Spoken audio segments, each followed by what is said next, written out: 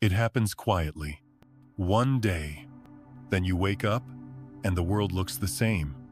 But something in you has shifted.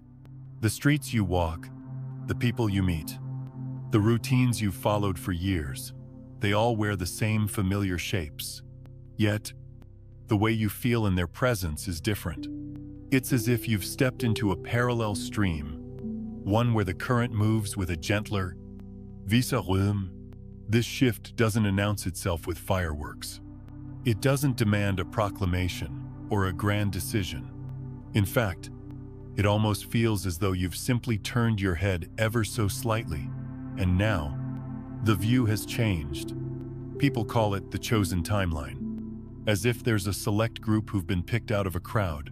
But the truth is, no one outside of you has the power to choose you. That choice was made the moment you aligned not with an external idea of worthiness, but with the vibration of who you really are. And once you touch that vibration, the signs are everywhere. It's like hearing your name whispered in a language you forgot you knew. You notice the way certain conversations leave you feeling lighter, the way certain places seem to hum in harmony with your heartbeat. You start to realize that it's not the world that's changed, it's the frequency you're standing on. This is not about striving, not about efforting your way into a better life. If anything, it's the opposite.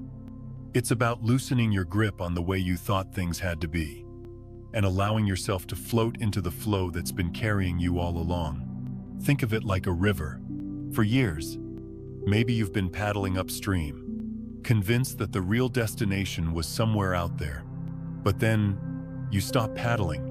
You let the oar rest across your lap, and you notice the river knows where it's going. It always did. What's beautiful about this shift is that it doesn't require a ceremony. You don't need to prove your readiness. You don't need to stand on a mountaintop and declare your intentions to the sky. All that's needed is presence, the simple, radical act of being here fully, without bargaining for a different moment. Because when you're fully here, you're no longer chasing the version of life you think you should have. You're living the one that's already waiting for you. And here's the quiet miracle. The universe never has to be convinced. It doesn't need you to perform your worth. It only mirrors back the state you occupy. The signs you see, they're not random. They're the reflection of your alignment. The way a calm lake reflects a clear sky. When you are steady inside, life responds with steadiness outside. Of course, the mind will try to make sense of it. It will want to label it as luck, coincidence, or just a good week. But deep down, you know it's more than that. You can feel the subtle gravity of this new current, how it pulls you toward the right conversations, the right doors, the right silences. You can feel how resistance starts to dissolve, not because you've conquered it, but because it's no longer being fed.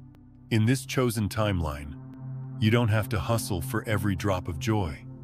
Joy starts appearing in the in-between moments, in the quiet sip of morning coffee, in the unexpected laughter of a passing stranger, in the sudden realization that you feel at home in your own skin. That's the real secret. The chosen timeline isn't about destiny in the way we've been taught. It's not a path you're placed on by some higher authority, or a prize handed out to the deserving few. It's a state of being one you choose. Every moment you decide to show up as yourself, fully and unapologetically. So if you're feeling it now, that subtle click, that sense that something has quietly rearranged itself inside you, trust it. You don't need to cling to it. You don't need to chase it. You simply need to keep showing up where you are, as you are, with the awareness that this, right here, is the exact place you're meant to be. Because once you see that, the whole universe seems to lean in and say, of course, this was always yours. 1. The feeling of separation. It starts quietly. One morning, you walk into the same kitchen you've stood in for years. Pour the same coffee into the same chipped mug, and something feels off. Not wrong. Exactly, just different. As if the familiar room has shifted a half degree and your body is the first to notice.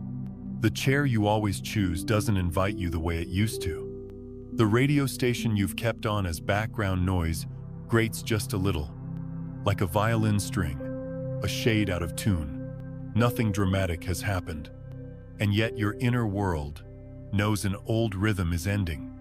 This is the feeling of separation, not a fight, not a goodbye slammed shut, but a gentle loosening of ties between the person you've been and the spaces, habits, and relationships that once fit like a second skin. It can unsettle you, especially if you've built a life by being loyal to your routines, to your people, to the roles you've played. The mind rushes in with questions.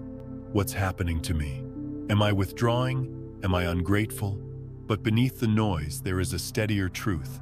Your inner frequency has changed, and the outer world is taking its time to catch up. I've walked through this passage more than once. It never announces itself with fanfare. It arrives in small, human moments. You find yourself leaving gatherings earlier than before, not from judgment, but because your nervous system no longer wants the volume. You listen to a friend retell the same story that used to ignite your sympathy, and instead of leaning forward, you feel your shoulders relax back. Compassion remains, but the urge to rescue has dissolved. You notice the old jokes don't land. The same arguments don't hook you. The same approval no longer feeds you. It can be disorienting. You wonder if you're the one going emotionally numb. In truth, you're becoming precise. Think of a radio dial turning from static toward a clear station. In the middle, as you pass through the fuzz, the ear grows extra sensitive. Tiny distortions feel loud. That sensitivity isn't fragility, it's intelligence. Your system is signaling what no longer resonates. You are not too much. You are tuning. Of course, separation carries a grief of its own. There are chairs you may not sit in again, conversations you may not re-enter, versions of yourself you won't inhabit. Let yourself feel that. Hold it the way you'd hold a fading photograph, gently, without trying to press it back to life. I've learned that grief at this stage is not a demand to return. It is a benediction. It blesses what has been and clears the doorway for what wishes to arrive. The temptation is to make a quick story to calm the discomfort. The ego loves a verdict. They've changed. I've changed. It's their fault. It's mine. But the deeper truth is simpler and kinder. This isn't about blame or superiority. It's about resonance. A sweater that once fit now pulls at the shoulders. Neither you nor the sweater is wrong. Your shape has changed. When separation first whispers, you don't have to burn bridges. You don't have to announce a new identity or fix anyone. Start smaller. Offer yourself a breath before answering the text you'd usually say yes to. Notice how your body responds. Do your shoulders lift or lower? Does your breath shorten or deepen? Your body tells a cleaner truth than your fear ever will. There were seasons when I tried to argue myself back into old rooms out of loyalty, out of nostalgia, out of a worry that walking away meant I was unkind. Those attempts always left me thinner, more tired, more brittle, less honest. What finally steadied me was a simple inner sentence. I can love what was and still trust what is. Love doesn't require reenactment. Devotion to your growth doesn't cancel your gratitude for the past. Both can live in the same heart. You will likely notice practical shifts. 2. The entertainment that once numbed you loses its flavor. Food that used to comfort starts to feel heavy. The calendar that was packed makes you ache for white space. Instead of forcing yourself back into the old pattern, experiment with micro-choices that honor your new rhythm. 5 quiet minutes before the day begins. A slower walk around the block at dusk. The conversation with yourself on paper where you tell the truth without polishing it. None of these are grand gestures. And that is the point. Separation, when guided by wisdom, doesn't need drama. It needs sincerity repeated often. There's a moment in this passage that many miss the urge to prove the change. You might want to show others you're different now, that you see more clearly, feel more deeply, know better. Resist that. The need to prove belongs to the old frequency. The new one is humble by nature. It speaks with your presence, your boundaries, your quieter nervous system. The way your eyes soften when you say no without apology. That is how the field around you learns the new rules, by feeling them. What about the people you love who still live in the old rhythm? Here is where tenderness matters most. You don't have to drag anyone forward. You don't have to shrink yourself to keep the peace. You can let difference be a teacher. Sometimes the lesson is patience. Sometimes the lesson is distance. Both can be acts of love. Speak plainly when asked. Decline without defense when needed. Offer blessings in your heart and step back. You cannot carry everyone across a bridge your soul was asked to cross first. If you are older, and many in this community are, you might be tempted to dismiss this shift as too late. Please don't. I've watched lives open in their 7th decade, with a freedom the 40s never touched. Consciousness does not keep time the way calendars do. The most seasoned hearts often make the cleanest pivots because they've learned the cost of betrayal, the slow erosion that comes from staying where your soul has already left. Here's what I can promise if you honor the feeling of separation without turning it into a war. The new space will meet you. It may arrive as a single conversation that lands like rain after a long drought.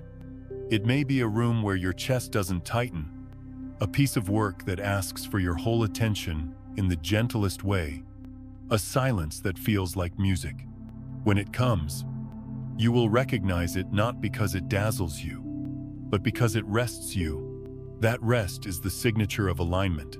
And on the days when the old world tugs at your sleeve because it will place a hand over your heart and say softly, "I'm not abandoning anyone, I'm accompanying myself," feel the truth of that sentence travel through your ribs. Keep walking, one honest choice at a time. Separation is not the end of belonging. It is the beginning of belonging to the life that belongs to you now. In time, the unfamiliar becomes ordinary. The new chair knows your weight. The music in the room matches your breath. You will look back with a tenderness that surprises you, not because you wish to return, but because you can finally bless every step that brought you here, the rooms you outgrew, the doors you closed, the quiet courage it took to keep listening when your world asked for a softer, truer rhythm. 2. Freedom from old limitations. There comes a moment when the chains you've carried don't break with a loud snap. They simply slide off. Not because you fought harder or shouted louder, but because they no longer have anything to grip. Old beliefs are like old garments. Some you inherit without choice, passed down through family, culture, religion, or the well-meaning warnings of people who loved you but feared for you. Some you stitched together yourself, in moments of pain or uncertainty, as a way to feel safe. For years, they kept you in a certain shape, a certain posture toward life. They told you who you could be, what you could want, and how far you could go. And you wore them, because at the time, they fit, or at least you thought they did. But growth is relentless. It asks for space. Slowly, quietly, you start to notice the seams tightening. The old beliefs begin to itch. What once felt like protection starts to chafe. It's not always dramatic. Sometimes it's as subtle as sitting in the same chair and realizing your shoulders are hunched in a way they didn't used to be. You can't quite take a full breath inside those old rules. And one day, without planning it, you loosen the collar, roll your shoulders back, and discover you're already halfway out of the garment. I've lived through this shedding more than once. And the truth is, the hardest part wasn't letting the beliefs go. It was realizing how much I'd shaped my life to fit them. I had chosen jobs, relationships, even ways of speaking that kept me aligned with an image I thought was me. Letting go of the beliefs meant letting go of the scaffolding they'd built. There's grief in that, but there's also lightness. like stepping into air after years underground. When a belief truly loses its hold, it doesn't require a battle. You don't have to dismantle it brick by brick. It falls away like dry leaves in autumn. You look at it and think, I don't need this anymore. The need for constant proving, the idea that love must be earned through exhaustion, the fear that failure means you are unworthy. These start to dissolve not because you've conquered them, but because you've outgrown them. They simply cannot survive at your new frequency. It's important to know that freedom from old limitations is rarely about rebellion. It's not about flipping tables or declaring war on the past. Rebellion still ties you to the thing you're rebelling against. True freedom is quieter. It's the moment you realize you can just walk away. You don't have to shout your reasons or make anyone else understand. You can take off the jacket, hang it on the hook, and step outside into the sun. You may notice the people around you still live inside the rules you've left behind. That can be challenging, especially if you once shared those same walls. You might feel the urge to drag them out, to show them the open air you've found. But here's what I've learned. The best way to invite someone to freedom is to live yours without apology. When they see you breathing easier, moving lighter, speaking more honestly, they will feel the difference. And if they're ready, they'll ask. If they're not, you can still love them from the other side of the fence. There is a peculiar tenderness in this stage. You start to see the old beliefs for what they were: attempts at safety. Even the most restrictive rules were, in their way, an effort to protect you from disappointment, from rejection, from risk. Recognizing that helps dissolve resentment. You can thank those beliefs for their service, even as you set them down. Gratitude is not the same as agreement. It simply honors the role they played before you outgrew them. When I look back at the beliefs I've shed, I don't feel the bitterness I once feared I would. I feel something closer to compassion for the younger me who needed those walls, for the parents and teachers who passed down what they thought was wisdom, for the culture that taught us all to keep our heads down and our voices small. I can see now that we were all doing our best with the light we had at the time. Freedom, I've learned, isn't about having no boundaries at all. It's about choosing the ones that match who you truly are now, not who you were taught to be. It's the difference between being caged and being rooted. A tree doesn't grow without limits. It just chooses the limits that allow it to reach for the sun. There will be moments, after you've shed an old belief, when your mind tries to slip it back on. Maybe you're about to take a risk, and you hear the old voice whisper, "Who do you think you are?" Or you're resting after a long week, and it says, "You haven't earned this yet." In those moments, pause. Smile if you can. Recognize the voice as a ghost, not a guide. Thank it for trying to help. Then keep moving toward the life that feels like breathing. What's remarkable is how naturally the new space fills. Once you've let go of the rule that said you can't, you find yourself trying. Once you've stopped believing you must, you find yourself choosing. Life stops feeling like an endless list of shoulds and starts to feel like a canvas, wide and unmarked, and you, without fanfare, without permission, begin to paint. This is the quiet miracle of freedom from old limitations. It doesn't just remove something from your life, it returns you to yourself. You step forward unarmored, not because you've become careless, but because you've realized you never needed the armor to begin with. The world feels different because you feel different. And the path ahead, though still unknown, no longer feels like a trap you must escape. It feels like a horizon you are free to walk toward, at your own pace, in your own way, with the sky wide open above you. 3. The moment you no longer need to prove. There's a strange kind of freedom that arrives not with a bang, but with a sigh. It's the day you wake up and realize you have nothing left to prove, not to your family, not to your friends, not to the critics in the corner of your mind. The armor you once wore to justify your choices, to explain your path, to defend your very being, simply feels too heavy to lift anymore. And instead of scrambling to replace it, you let it rest where it falls. I've lived through seasons where every step felt like an argument, an unspoken debate between me and the world about whether my choices were valid. I crafted explanations like shields, rehearsed answers to questions no one had yet asked, all to protect the fragile sense that I was allowed to live this way. The need to prove came from a belief that I could be misunderstood, and that being misunderstood was dangerous. But something shifts when you stop holding that belief. It's not that you've won the argument, it's that you no longer care to have it. You realize that the people meant to walk with you will feel the truth of your path without needing a presentation or a diagram. And those who can't see it, their blindness has nothing to do with you. This no need to prove moment often arrives quietly. After years of inner work you didn't even know you were doing. You've learned to sit with yourself in silence without fidgeting, to make a choice without immediately wondering how it will be received.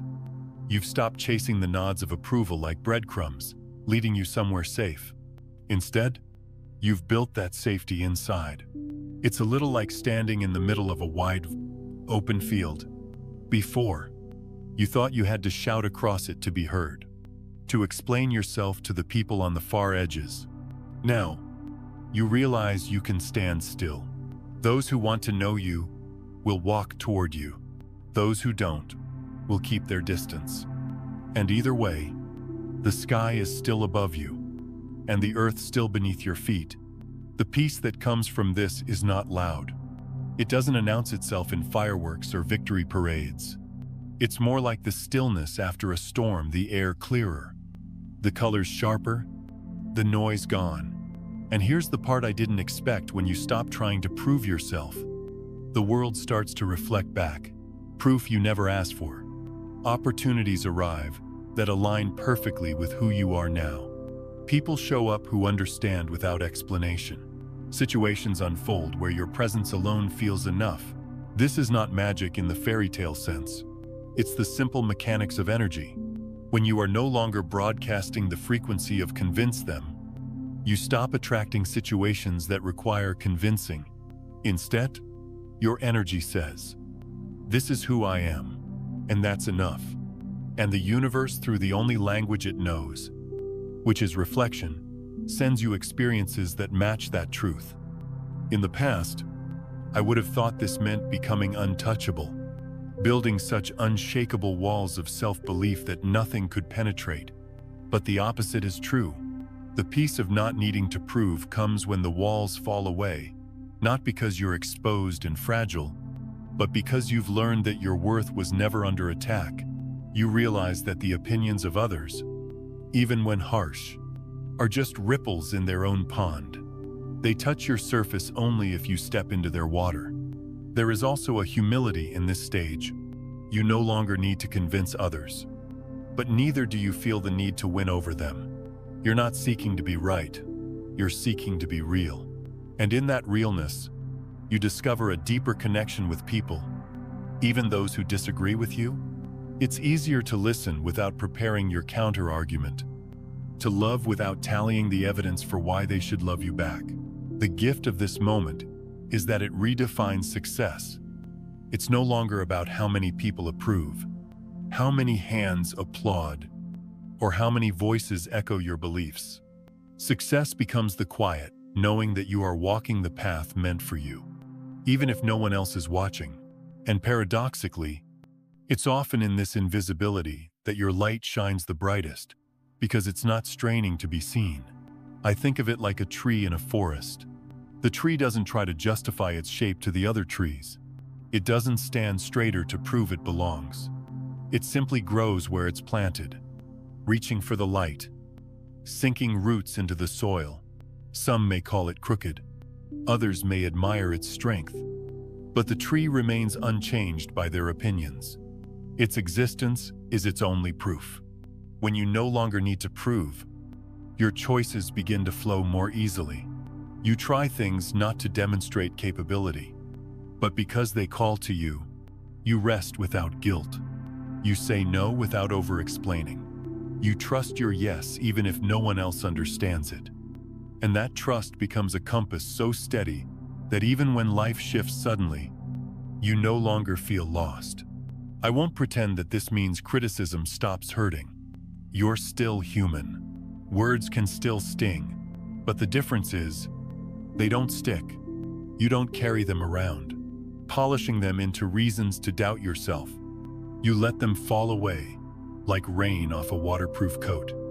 And perhaps the most healing part is realizing that you never needed the approval you once chased. It was never the fuel for your journey. It was just a nice breeze when it came. The real fuel has always been the quiet fire inside. The one that burns steadily, whether anyone else sees it or not. And when you live from that fire, the right people, the right opportunities, and the right moments gather around it, drawn not by your explanations, but by the warmth of your being. 4. A shift in how you see time. There comes a moment, often quietly, without fanfare, when your relationship with time begins to soften. It's not that the clock stops ticking, or that the calendar loses its days, but rather that the invisible weight you once felt pressing against your chest starts to ease. You notice yourself breathing differently, moving differently, because time no longer feels like a tight rope you're racing across. It feels more like a river, flowing at its own pace, carrying you with it. I remember when time felt like an enemy, something to outsmart, to chase, to stretch thin until it frayed. I measured my worth in deadlines met, goals achieved on time, milestones reached before some invisible expiration date. Every delay felt like a failure, every moment of stillness a risk. But what I didn't realize was that I was living inside a cage built from my own expectations, a cage with bars named should have by now and too late already. When your perception of time changes, those bars dissolve. It's not that you suddenly stop caring about progress or growth, but you stop holding them hostage to an exact schedule. You begin to see that life's unfolding is less like a trained timetable and more like the opening of a flower. You can't demand that a bud bloom before it's ready, and you don't love it any less while it's closed. This shift often begins when you look back on moments that felt unbearably delayed, only to realize they arrived exactly when they needed to. You see that the job you thought you wanted at 25 would have drained you dry, but the one that came at 30 met you where you were strong. The relationship that ended too soon freed you in time to meet someone who would hold your heart with care. The dream that seemed stalled was quietly maturing, just as you were. Time, in this way, becomes less about control and more about trust. You stop trying to force it to obey your urgency, and instead you begin to listen for its rhythm. Sometimes it invites you to move quickly, to seize an opening before it closes. Other times it asks you to wait, to linger in the in-between until the next chapter is truly ready to hold you. And in learning to follow that rhythm, you realize that rushing rarely brings you to the right place. It just gets you there tired. I think of it as learning the art of arriving. Before, I was always arriving early, standing outside the metaphorical door of my life, impatiently knocking, certain that being first meant being successful. Now, I understand that there is a kind of grace in walking through the door at the exact moment it opens, neither too soon nor too late, just present, aligned, ready. This doesn't mean you stop making plans or setting intentions. It means you loosen your grip on how and when those plans must unfold. You give space for the unexpected, the detours, the pauses that often deliver you to places better than the ones you mapped. And when those pauses come, instead of calling them wasted time, you begin to see them as seasons of gathering insight, gathering strength, gathering a deeper sense of who you are becoming. The pressure to keep up begins to fade too. You notice that comparison thrives in a rigid view of time. When you believe life is a race, you can't help but measure your stride against someone else's. But when you see life as an unfolding unique to you, someone else's pace no longer feels like a threat. Their early bloom doesn't diminish the beauty of yours. Their quick ascent doesn't make your steady climb less worthy. This change in how you experience time also shifts how you inhabit the present. Before, the present felt like a stepping stone, a place to push off from as quickly as possible toward the next thing. Now, it feels like a whole landscape, worthy of exploring. Even if you never move an inch, you start to notice the way sunlight hits the wall in the afternoon, the way a conversation lingers in your mind, hours after it ends, the way your own breath can slow your heart when the world feels loud. And perhaps the most healing part is the absence of panic. Panic comes from the belief that life is slipping away, that you're falling behind some fixed schedule you were meant to keep. But when you realize there is no universal timetable, panic has nothing to hold on to. You may still feel urgency in moments that matter, but it's a clean urgency born from inspiration, not fear. I've learned that right on time rarely looks like the timing we imagine. It often means being held in a pause longer than we'd like, only to find that something within us needed that exact stretch to be ready. It means trusting that the threads of your life are weaving together even when you can't see the pattern yet. And it means allowing yourself to believe that you're not late. You're not early. You're exactly where the story needs you to be. When you live this way, time becomes less of a taskmaster and more of a companion. You move together. You listen to each other. You understand that it's not your job to beat it. It's your job to walk alongside it, to meet each moment as fully as you can. And in that way, every moment becomes the right moment. 5. The signs of synchronicity. There's a quiet kind of magic that begins to weave itself into your days when you've walked far enough along this path. It doesn't shout. It doesn't force itself into your attention. Instead, it appears softly on the clock, in a conversation, in a song you haven't heard in years, but somehow plays at the exact moment you needed its words. You notice numbers, repeating 11, 11, 222, 333, appearing in places too ordinary to be planned, yet too precise to feel like chance. At first, you might shrug it off. You tell yourself it's just coincidence, a trick of the mind looking for patterns. But then the patterns grow harder to dismiss. You think of a friend you haven't spoken to in months, and they call within the hour. You pick up a book from the shelf at random, and it opens to a sentence that answers a question you hadn't yet said aloud. You overhear a stranger speaking words that feel like they were meant for you. These moments begin to string together like beads on a necklace, forming a thread you can't quite see but can absolutely feel. When I was younger, I thought synchronicity was something you chased like a rare bird you might spot if you stood in the right forest long enough. But I've learned it doesn't work that way. You don't force it. You don't demand it to show itself. Synchronicity begins to appear naturally when your inner world and outer world start speaking the same language. It's as if the quiet voice inside you has been whispering for years. And finally, the world outside whispers back. The beauty of these signs isn't just in their appearance, it's in the way they meet you exactly where you are. They don't arrive to pull you into some distant future or drag you back into the past. They arrive to anchor you in the now, to remind you that you are walking in rhythm with something larger than yourself. And in that rhythm, you find a trust that makes the journey lighter. I remember one day, years ago, when I was wrestling with whether to take a leap into a new chapter of my life. I felt the pull, but doubt weighed heavy. That morning, as I walked through my neighborhood, I passed a mural I'd somehow never noticed before. Painted across it in large, imperfect letters were the words, "You're already on your way." I stood there for a long time, staring at it, feeling tears well up, not because the mural solved everything, but because in that moment, it felt like the universe had reached out and touched my shoulder. That was enough to take one more step forward. Synchronicity is like that. It doesn't always answer the whole question. Sometimes it just gives you the next breadcrumb, the next gentle nudge to keep going.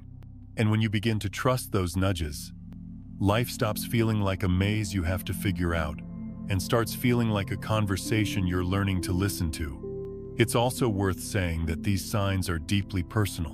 What feels like a clear signal to you might mean nothing to someone else. And that's the point. They're not designed for anyone else's understanding. They're the universe's private language with you, shaped by your memories, your longings, your unique journey. A red feather on the sidewalk might be a scrap of nothing to a passerby. But to you, it might be the same shade your grandmother wore on her hat, the same shade she once told you was her lucky color. There's a tenderness in realizing that the same intelligence that spins galaxies and grows forests is also willing to speak to you in small, intimate ways. It reminds you that you're not forgotten, that your path, no matter how quiet or unglamorous it may look to others, matters in the great weaving of things.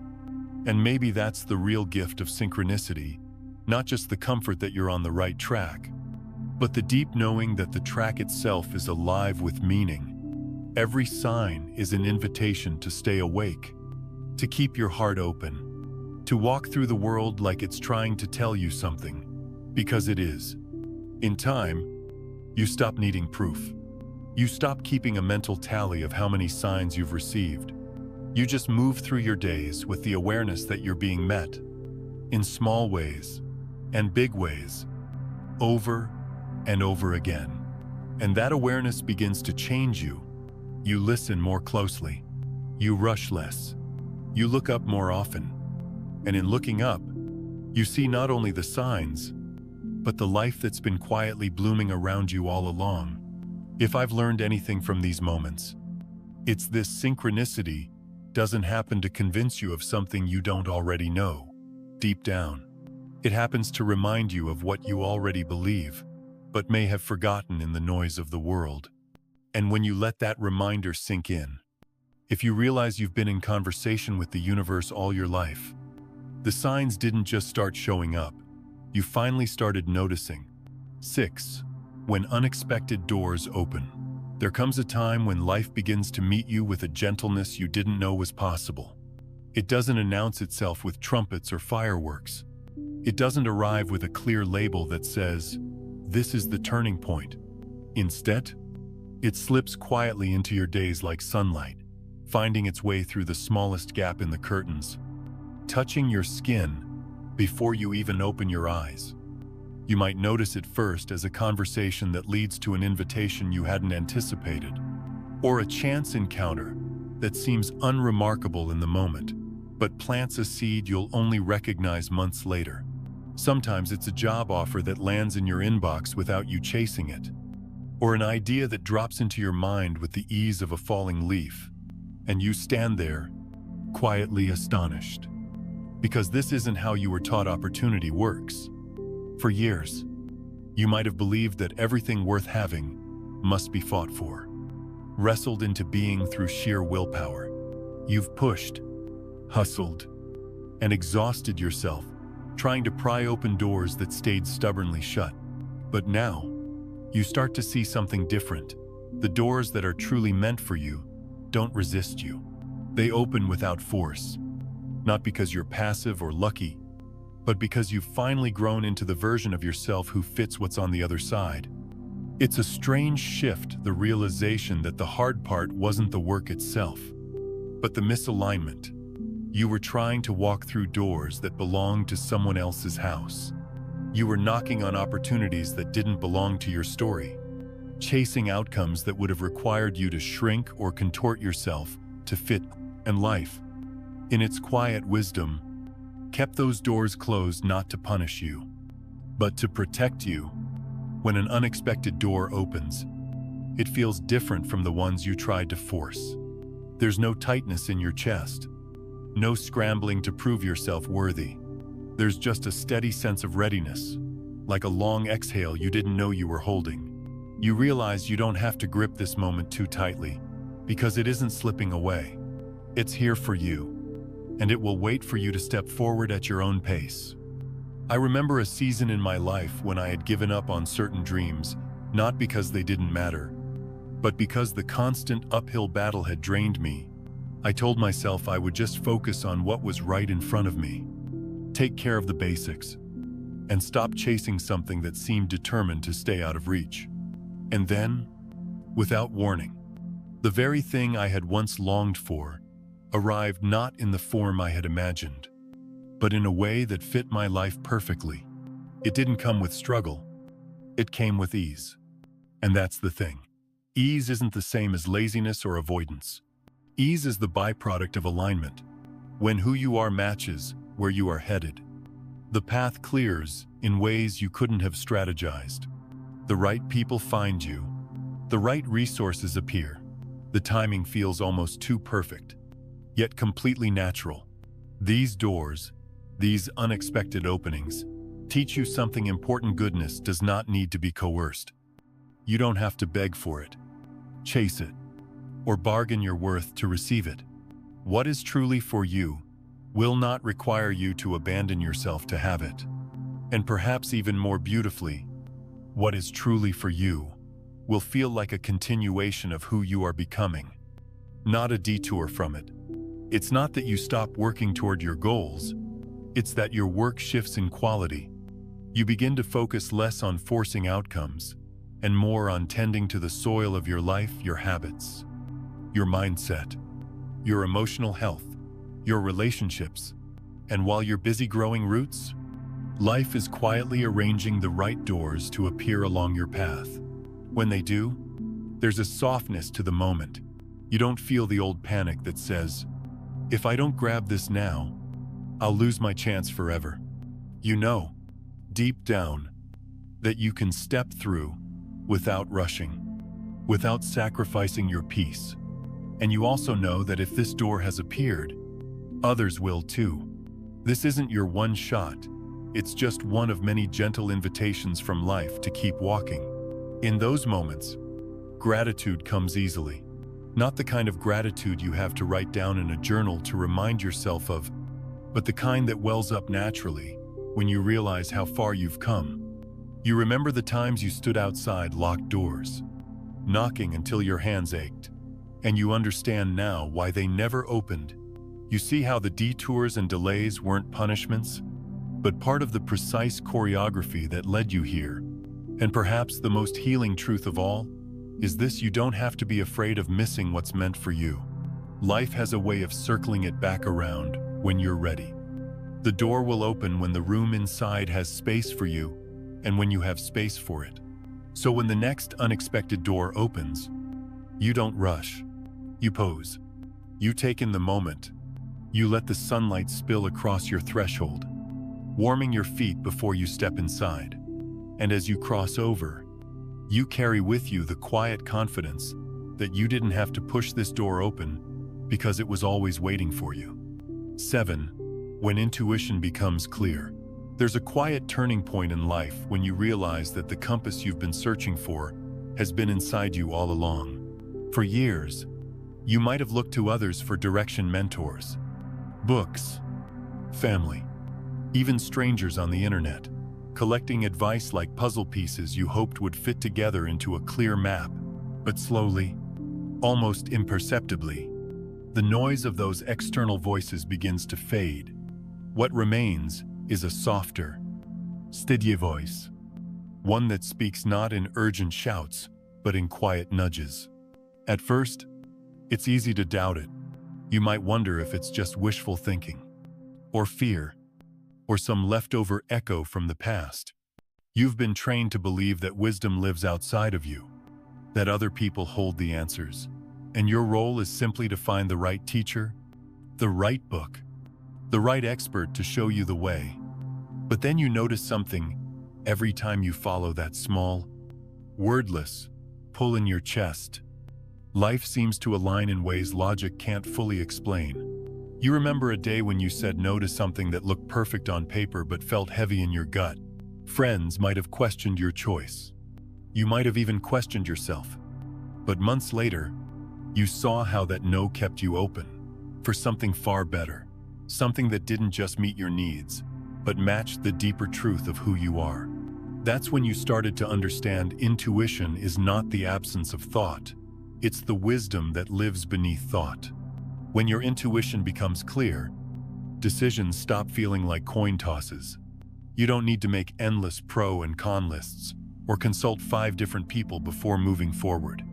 Instead, you find yourself pausing, breathing, and listening not for a booming voice from above, but for the subtle shift inside you when something feels right. It might be a sense of lightness in your chest. It might be the way your body relaxes when you picture saying yes, or it might be the slight tightening you feel when something is off. No matter how good it looks from the outside, trusting your intuition isn't about ignoring logic or dismissing wisdom from others. It's about learning to weigh that inner knowing just as heavily, if not more so, than any external advice. It's about remembering that your life is unique, and no one else can feel what you feel from the inside. Even the most loving guidance from someone else is filtered through their own history, their own fears, their own dreams. Your intuition, however, speaks only for you. I've seen this shift happen in people who once second-guessed themselves at every turn.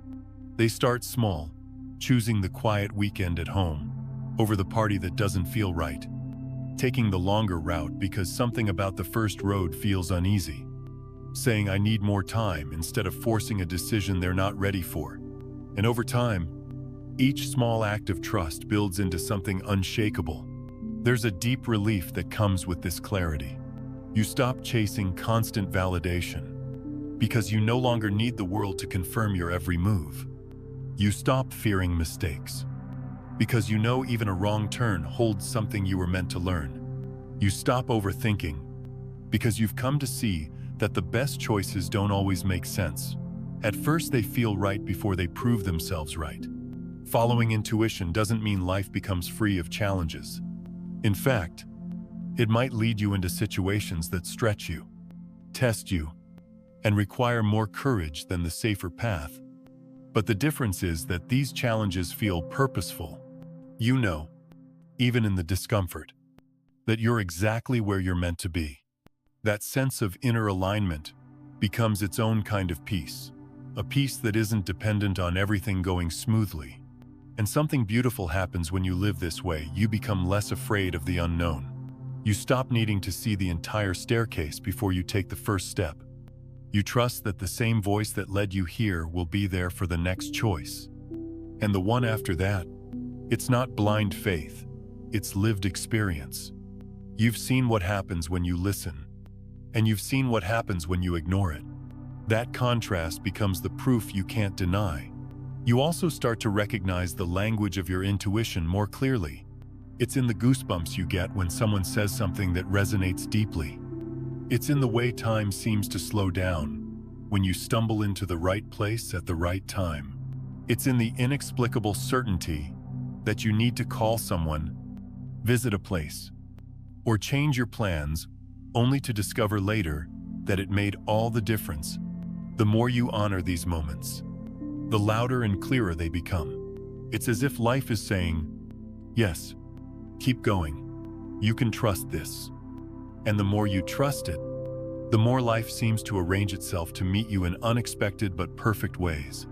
In the end, intuition is not some mystical gift reserved for a select few. It's a natural part of being human, like a muscle that strengthens with use.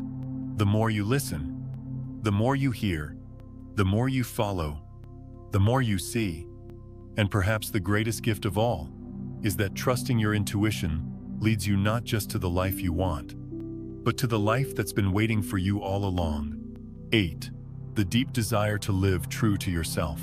There comes a quiet but unmistakable moment in life when the weight you've been carrying, the weight of pretending, of adjusting, of shaping yourself to fit someone else's vision, simply becomes too heavy to bear. It doesn't happen in one grand, defiant act. It's more like a slow loosening, a deep exhale. After years of holding your breath, you begin to feel the cost of not living as yourself, and you realize it's far greater than the cost of disappointing someone else. For so long, you might have worn masks without even realizing it. You learned early how to smile when you were hurting, how to nod when you disagreed, how to shrink your dreams so they didn't make others uncomfortable. Perhaps you told yourself it was kindness, or compromise, or simply being easy to get along with. But somewhere along the way, you started losing the sound of your own voice. The mirror reflected your face, but it felt like a version of you shaped by expectations, not truth. And then, quietly, something shifted. It may have started as a question you couldn't ignore. What if I stopped trying to be what they need and started being who I really am? At first, the thought feels risky. People might misunderstand. They might leave. They might no longer approve.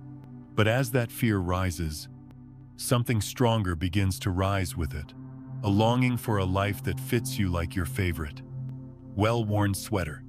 Living true to yourself doesn't mean you suddenly stop caring about others.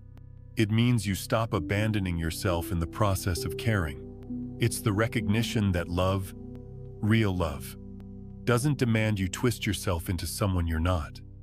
It's choosing honesty over image, depth over appearance, alignment over approval. You notice the change first in small ways. You say no without a list of excuses. You share your real opinion, even if it isn't the popular one. You dress in a way that feels like you, not like the version you think others will accept. You stop forcing laughter when something isn't funny. And with each act of quiet self-honoring, you feel lighter, clearer, more at home in your own skin. There's a beauty in this that's difficult to describe to someone who hasn't felt it. When you live aligned with your truth, life begins to soften. Relationships that once felt heavy or strained either shift to meet the real you, or they gently fade away. And though loss is never easy, you realize that losing someone who only knew the version of you you had to perform isn't really a loss at all. It's not that living true to yourself removes all conflict. It doesn't.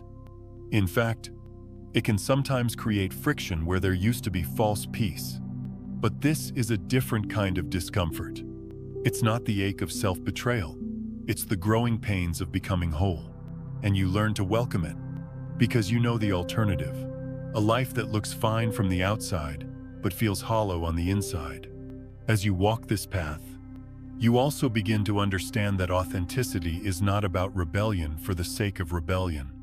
It's not about proving others wrong or needing to be different to matter. It's about the quiet courage to stand in your own center. Even when the world pulls in every direction, it's the decision to live in harmony with your values, your needs, your soul's pace, whether or not anyone else understands. And something unexpected happens the more you live in your truth. The more you attract people, places, and opportunities that resonate with that truth. It's as if life, relieved that you're no longer hiding, starts sending you companions who see you clearly, without you having to explain yourself. Conversations feel easier. Connections run deeper. You no longer waste energy wondering if you're too much or not enough, because you've stopped measuring yourself by someone else's ruler. Of course, there are days when the old habits return, when you catch yourself softening your words to avoid conflict, or agreeing to something you don't want. But the difference now is that you notice it. You feel the subtle tension in your body when you step out of alignment, and you know how to come back. That awareness is a kind of freedom in itself. Living true to yourself is not a one-time decision. It's a daily practice. Some days, it's as simple as choosing the food you really want instead of what you should eat. Other days, it's as profound as walking away from a relationship, a job, or a path that no longer reflects who you are. And through it all, you learn to trust that being fully you is not only safe, it's the only way to live a life that feels like it's truly yours. In the end, the deep desire to live true to yourself isn't about becoming someone new. It's about peeling back the layers until what's left is the person you were before the world told you who you should be. And when you live from that place raw, unedited, unapologetic, you discover that the right people, the right work, the right moments don't just tolerate you, they celebrate you. And maybe that's the quiet miracle. You stop searching for where you belong, because you've built that place within yourself. 9. A steady flow of energy. There is a quiet strength that comes when you're no longer pulled like a puppet by every rise and fall of life's changing winds. You begin to notice that your inner world is not as fragile as it once felt. You don't swing wildly between joy and despair, between hope and hopelessness. Instead, there's a steadiness, like a deep river, that moves slowly beneath the surface, constant, calm, and sure. In the past, it may have been different. A good day could lift you to the clouds, and a bad day could drop you into the depths. A single word from someone could ruin your mood, and a small victory could make you feel unstoppable until the next challenge came. Life felt like a roller coaster you never signed up for, with highs so intoxicating and lows so crushing that you barely had time to breathe in between. But somewhere along the way, something in you began to shift. Maybe it happened after a long season of emotional exhaustion, when you finally realized that you could not keep giving your peace away so easily. Or maybe it happened quietly. Over time, as you learned to sit with yourself in moments of stillness and discovered that your worth was not dependent on external approval. However it began, the change became clear. You started to anchor yourself within. Instead of latching your sense of well-being to circumstances you couldn't control, you began to see that emotions are like weather, sometimes bright and warm, sometimes dark and stormy, but they are not the whole sky. The sky, vast and unshaken, holds every kind of weather without becoming it. And so you began to choose not to become every feeling that passed through you. You could acknowledge sadness without drowning in it. You could welcome joy without gripping it so tightly that fear of losing it stole the moment. This steadiness is not numbness. It's not about becoming cold or detached from life. In fact, it's the opposite. It allows you to feel more deeply, but without being swept away. You can open your heart to love without the constant fear of heartbreak. You can face loss with tenderness, without collapsing under its weight. You can be present in happiness without the pressure to make it last forever. When your energy flows steadily, you stop chasing every high and avoiding every low. You understand that both have their place. Both have something to teach you. You begin to trust the rhythm of life, knowing that even the difficult moments are not permanent, and that you don't need to rush the good moments for fear they'll vanish. This shift also changes what you attract. People and experiences that thrive on chaos no longer hold the same pull over you. The relationships you nurture begin to reflect your inner balance: calm, respectful, supportive. Opportunities come not because you're frantically seeking them, but because your grounded presence becomes a magnet for the right kind of energy. You may find that others begin to notice this steadiness in you. They might say you seem different, lighter, or more centered. What they are seeing is not that you have eliminated challenges from your life, but that you've learned to meet them with a grounded heart. Your calm is no longer the fragile result of perfect conditions. It's the unshaken center you return to, no matter what the conditions are. Of course, you're still human. There are days when you feel the pull of old patterns, when anger, fear, or sadness threatens to carry you away. But now, you catch it sooner. You pause, you breathe, you remember that your energy belongs to you, and you can choose where to let it flow. You no longer give every passing storm the power to uproot you. And the more you live this way, the more you see that peace is not something you wait for life to grant you. It's something you cultivate from the inside out. It's the steady fire that warms you even in the coldest seasons. It's the quiet hum beneath the noise of the world. There's a freedom in this steadiness, because you're no longer afraid of feeling. You no longer resist the seasons of your life, nor do you cling desperately to them. You let them pass through. You like wind through open windows, trusting that what is meant to stay will stay, and what is meant to go will go. And through it all, your core remains, like that still lake, reflecting the sky without being disturbed by the clouds. When you reach this place, you realize something profound. Your value was never in how high you could climb, or how well you could endure the lows. Your value is in the simple fact that you are here present, breathing, steady, and from that steadiness, life begins to flow to you in ways you could never have forced into being. In the end, the steady flow of energy is not about controlling your emotions. It's about not letting your emotions control you. It's about remembering that the truest power is quiet, that the deepest peace is constant, and that the most magnetic thing you can offer the world is a soul at rest within itself. 10. The shift in emotional response.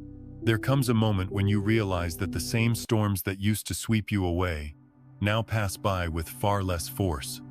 The noise of conflict, the pull of drama, the lure of someone else's chaos. These things no longer have the same grip on your attention. It's not that the world has grown quieter or kinder. It's not that people have stopped speaking carelessly, acting selfishly, or misunderstanding you. No. Life continues to be life, in all its unpredictable colors. The difference is in how you meet it. In the past, it might have felt impossible to look away. An argument in the next room could spark an entire internal war. A hurtful comment could replay in your mind for days. Each repetition, making it sharper, you might have felt drawn to step into conflicts that weren't even yours, as though fixing them would somehow restore peace inside yourself. The truth is, part of you might have fed on the intensity, because when you are ungrounded within, the rush of drama can feel like aliveness. But now, something has shifted. You no longer mistake emotional turbulence for connection. You no longer believe that being involved in every conflict is a sign of loyalty or strength. Instead, you've begun to understand that your peace is precious, and that giving it away for the sake of proving a point or winning an argument is too high a price to pay. This doesn't mean you've grown indifferent or cold. In fact, it's quite the opposite. You care deeply, but you've learned to care wisely. You choose where your energy goes. You recognize the difference between situations that need your voice and those that only want your reaction. And perhaps for the first time, you've given yourself permission to walk away without guilt. There's a lightness that comes with this change, not because the world has stopped being messy, but because you no longer carry every mess as if it were your own. You see now that some battles are not yours to fight, and that peace is sometimes found not in solving a problem, but in refusing to be consumed by it. You may notice that certain conversations simply don't draw you in the way they once did. Gossip loses its flavor. The need to defend yourself against every misunderstanding fades. You don't rush to correct every false story told about you, because you know that truth has a way of standing on its own. And you've come to realize that your silence can speak louder than 1,000 words thrown into an argument. When conflict does come directly to your doorstep, you handle it differently. You might still feel the initial rise of emotion, that flash of anger, that sting of hurt, but you no longer let it decide your next step. You pause, you breathe, you listen, not just to the other person, but to the steady voice within that says, you don't have to match their chaos with your own. Sometimes you respond with calm words. Sometimes you simply disengage. Either way, your response is yours, not a reflex handed to you by someone else's energy. Over time, this shift changes how people interact with you. Those who thrive on pulling others into conflict may drift away when they see you no longer take the bait. Those who value depth over drama may be drawn closer, and in the space that used to be filled with reactivity, you find yourself with more room for the things that nourish you. Quiet conversations, meaningful work, moments of joy that are not overshadowed by the weight of other people's storms. Perhaps the most surprising part is realizing that you no longer resent the world for being imperfect. You stop wishing for a life where no one ever offends you, where no one ever disagrees, where everything is harmonious at all times. Instead, you find peace in knowing you can stand steady in the midst of imperfection. You stop waiting for the world to change before you can feel okay. You realize that your well-being is not hostage to other people's moods or mistakes. It lives in the way you choose to meet them. And so, drama loses its power, not because it's disappeared, but because you have. You've stepped out of its center, moved beyond the reach of its grasp. You've stopped letting it dictate your emotional climate. You no longer ride the roller coaster. You stand on solid ground, watching it pass by, knowing you can get on or not. And most days, you simply don't. This is the kind of freedom that doesn't make headlines, but it transforms your life from the inside out. It's a quiet revolution, one where your worth is no longer tied to how loudly you can argue or how skillfully you can win. Instead, it's tied to the strength it takes to choose peace when every part of the world is asking for a fight. Over time, you see that this is not withdrawal from life. It's stepping fully into it. But on your own terms, you still engage. But with discernment, you still speak.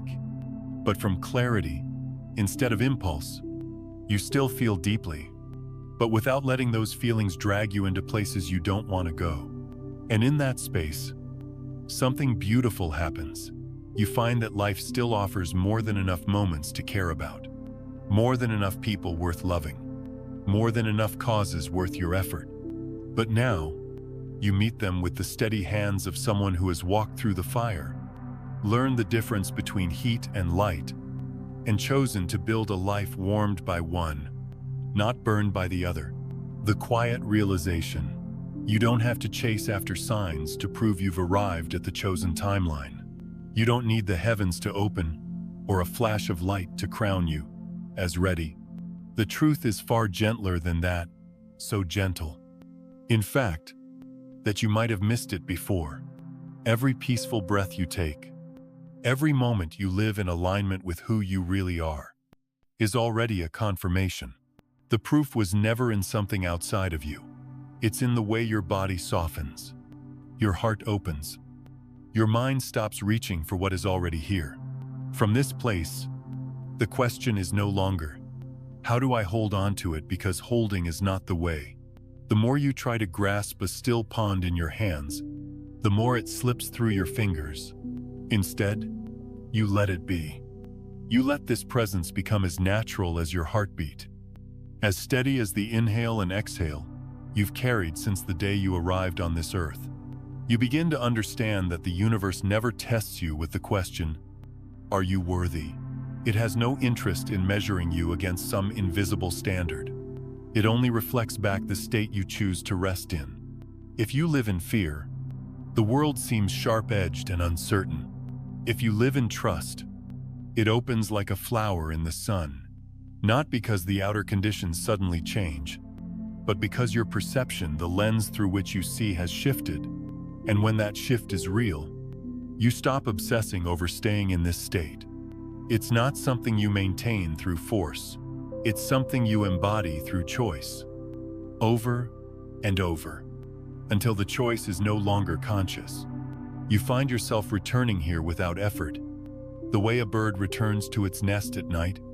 What was once a rare experience becomes the fabric of your daily life.